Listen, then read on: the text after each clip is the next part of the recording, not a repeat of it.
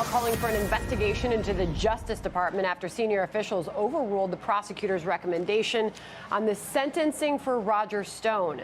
President Trump's longtime ally was convicted of several felonies, including lying to Congress. Now, the president publicly disagreed with the recommendation of 79 years, saying this.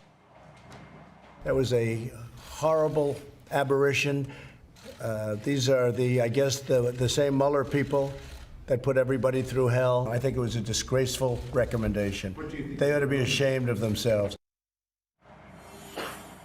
Joining us now, Lisa Boothe and Jessica Tarlov, both Fox News contributors. Good morning, ladies. Good morning. I was looking at the wrong camera, sorry. But here we are, united on the right That happens camera. around here. There's a lot of cameras. My bad. We were going to get to New Hampshire, where we go from here. But Jessica, first, we heard when Susan Collins at the end of the impeachment trial, she said, look, I'm going to vote not to convict. I'm going to acquit the president. But I think he's learned a lesson here. And then we see the firings, and now we see the Roger Stone case. Well, the Roger Stone case, and obviously those 4 DOJ prosecutors who have resigned over this. I mean, someone referred to it as DOJ violence on violence, right? Because they had written a recommendation. Roger Stone obstructed Congress. He lied under oath, and he did witness tampering. Now, suddenly, because the president is upset about it, we have to assume this then went to AG Barr, who has overruled his own department on it. Susan Collins, who is deeply disappointed all the time, or extremely worried, however she wants to phrase it, and then ends up getting online, should be embarrassed about this. Lisa Murkowski should be. This is what happens when President Trump is given the leeway to do whatever he wants with reckless abandon. And it's concerning looking ahead to a potential likely second term and 4 more years of this when he doesn't even need to think about re-election at the end of it. Yeah, she was referring back, Pelosi, in her tweet to the president quoting reporters in a series of tweets calling it very unfair, a miscarriage of justice, and a ridiculous 9-year sentence recommendation. Yeah, I mean, look, the amended filing from the DOJ is not saying that Roger Stone is not guilty of some of the things he's being accused of. All it is saying is that 7 to 9 years is excessive and typically used for things like armed robbery. So that is the argument. And we've heard a lot of things. A lot of people talking about impartiality. That is not exactly a word I would use to describe the federal government's handling of people surrounding President Trump. You look at Paul Manafort was put in solitary confinement. You look at Roger Stone and the SWAT team showed up in that pre-dawn raid, and camera crew just so happened to be there at that time. You look at someone like Kevin Kleinsmith, an FBI attorney, literally doctored an email to try to incriminate Carter Page. The FBI used a document that was, opposition research bought and paid for by Hillary Clinton. Yep. And the DNC, despite the fact that the CIA basically said that it was, internet conspiracy theory, right? So that impartiality is not what we've seen from federal prosecutors. Clearly, despite the end of the impeachment trial, the investigations of the president continue, the battles back and forth. But there's something Jessica said a moment ago I don't want to lose sight of. In talking about this, you said the president's sort of unchained at a time when he is likely, you said, as a Democrat, to have a second term. So let's shift to New Hampshire, South Carolina, Nevada to come. You as a Democrat seem to be coming out of New Hampshire and Iowa saying this president is likely to get reelected.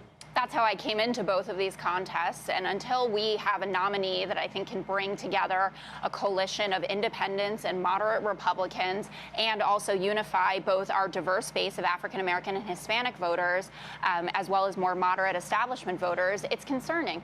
We talked about this before last week. I mean, Iowa, which should have been a big week for us, right, was a complete app failure.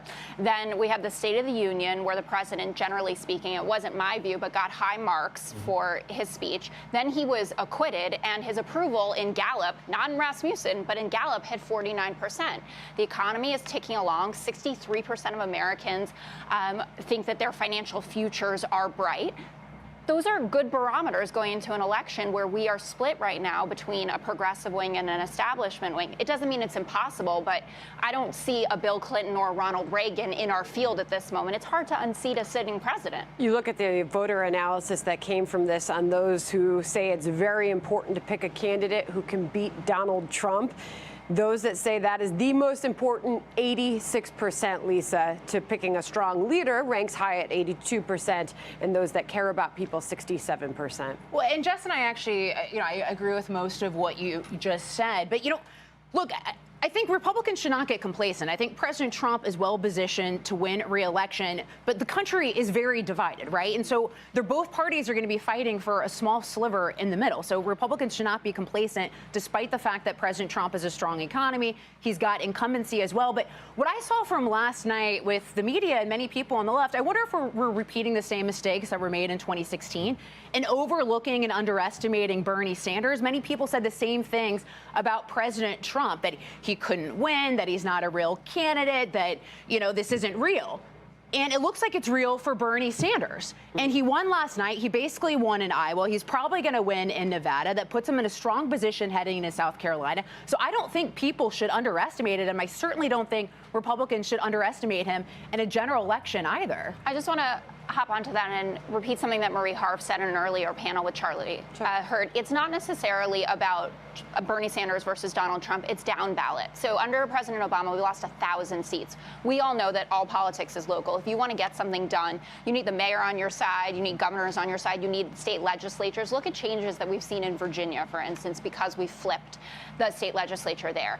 Having a Democratic socialist on the top of the ticket may work for Bernie's brand, but he is someone who is not a Democrat. He doesn't fundraise for other Democrats. He has recently switched to this unity talk, which I appreciate, in saying no matter who the nominee is, we're all going to work to defeat Donald Trump.